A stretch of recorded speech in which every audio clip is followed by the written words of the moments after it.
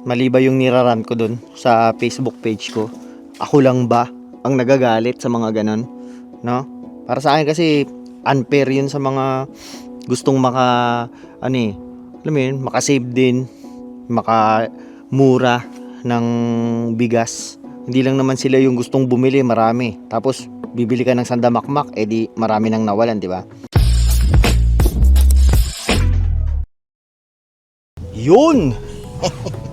Tagal ng intro no? Grabe yung panahon ngayon.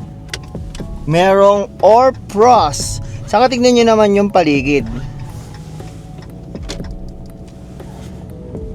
Kita nyo yan? Grabe yung fog. Hindi ko alam kung fog yan. Basta. Tapos yung mga puno-puno, kulay puti.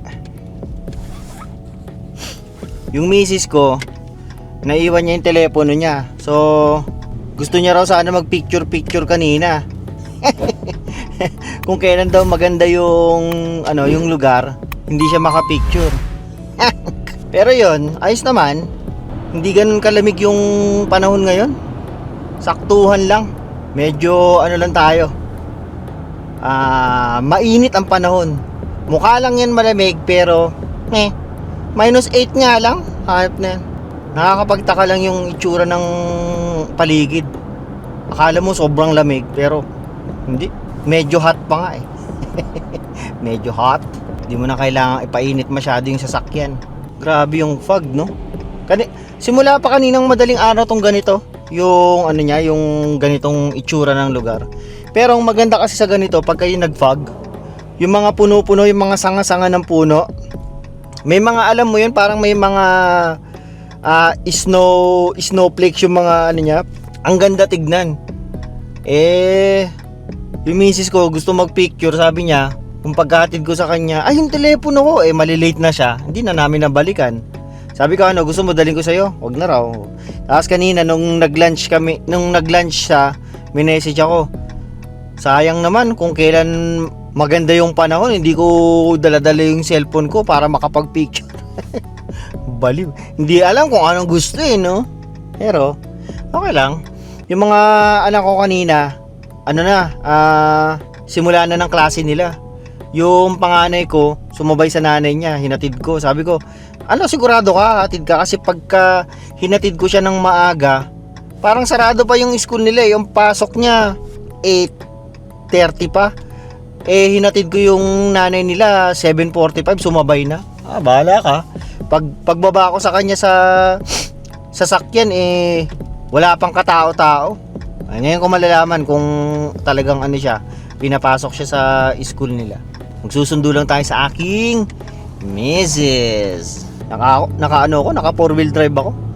Pag yung mga ganito kasi, yung kunyari hindi naman, tingin ko yung hindi malamig, ay hindi madulas yung daan, naka 2-wheel drive lang ako. Ito maganda kasi sa truck, napipili mo kung magpo 4-wheel drive ka or 2-wheel drive.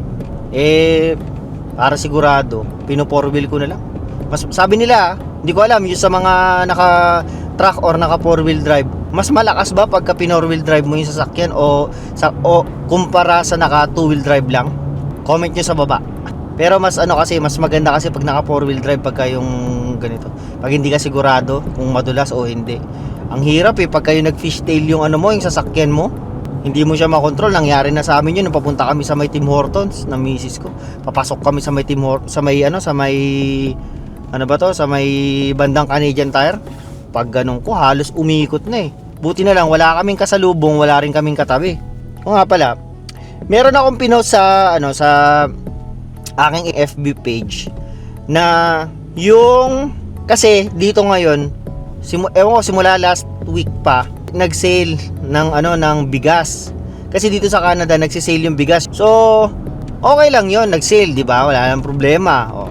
Ngayon, pagka bumibili kami ng misis ko, isa, dalawa lang kasi hindi naman kami malakas sa sa bigas. Ngayon, yung meron akong pinost na nag-hoard siya ng ng bigas. Yung mga nagko-comment doon, nag-viral na siya na yung mga nagko-comment doon, nagagalit na hindi naman yan pang-hoard Mabuti kung limited. Actually, limited lang naman talaga yung yung pwedeng kunin ng isang tao. Kasi nga, isinail din yun para, alam mo yun, para lahat din makabili. Kaya, nilimit lang sa 4 sa isang tao. Actually, yung tao, ini-screenshot ko siya. Basta sobrang dami niyang sobrang dami yung niya, yung binili niya na bigas. Okay lang naman yun kasi pera niya naman di ba? Ang dami nga nagko-comment doon na wala kang pakialam, hindi niya naman ninakaw yan. Ang nakakabwisit doon, may caption pa siya na nagyayabang pa siya na sa ginawa niya na tapos ang sinabi niya, sorry na lang sa mga hindi nakakuha, basta ako marami akong nakuhang bigas. Yung alam mo yun, parang proud na proud pa siya sa ginawa niya. Nandun na ako sa pera niya naman yun, binili niya, hindi niya naman ninakaw. Pero ang sa akin lang, merong mga gusto ring bumili rin na makikita mo rin sa comment section na ako naghanap ako sa superstore yun Ako nga sa superstore ako nag-iikot ilang superstore yung pinuntahan namin dito sa amin, wala na akong makitang sale. Ibig sabihin, naubusan. Paano kung alam mo yun, maraming naggaganon na nakakaya pa Pilipino. Nakikita mo naghahakot na ng bigas. Sa akin wala naman yun na alam mo yun, pera mo nga yun. Kaya lang syempre parang be considerate naman sa ibang mga tao din. Yung mga gusto ring makabili ng bigas, gusto ring makatipid.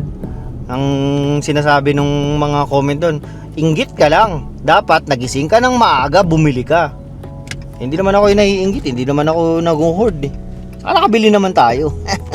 Grabe yung grabe yung views niya, parang nasa 200,000 na yata yung views nung picture na yun, saka napakadaming napakadaming share na. Sa inyo ba tama lang yun? Yung ginawa ng kababayan natin na nag-hoard siya, basta sobrang dami yung binili niya.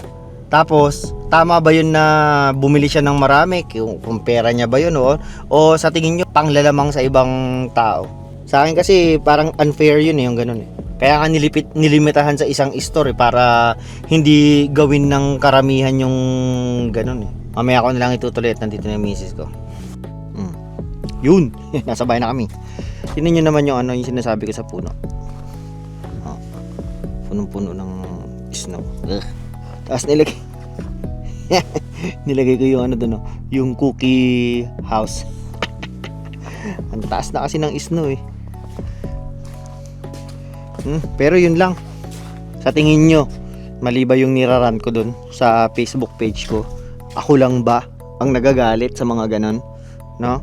Para sa akin kasi unfair yun sa mga gustong makasave din, makamura ng bigas. Hindi lang naman sila yung gustong bumili, marami. Tapos bibili ka ng sandamakmak, di marami nang nawalan, di ba? Yun lang naman yung point ko. Pero kung maraming nagagalit, alam mo yan, iba-iba talaga ng opinion ng mga tao na?